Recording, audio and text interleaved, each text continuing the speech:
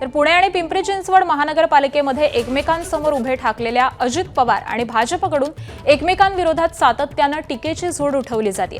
अजित पवारांनी भाजपला लक्ष्य केल्यानंतर आता भाजपने देखील जोरदार प्रत्युत्तर दिलंय। महाराष्ट्राच्या सत्तेत मांडीला मांडी लावून बसणाऱ्या मित्रांमध्ये कशा प्रकारे जुगलबंदी रंगली पाहूयात। इथली लोक कमी पडली, इथं ज्यांच्यावर जबाबदारी होती ते कारभारी लोक कमी पडली, म्हणून उद्याच्या 15 तारखेला कारभारी बदलायचा।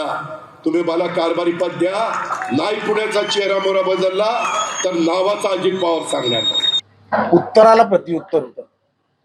तुम्ही कधी थोडंसं तपासून घ्या, आदल्या दिवशी ते काय म्हणाले, ते म्हणाले म्हणून मी ते म्हणालो।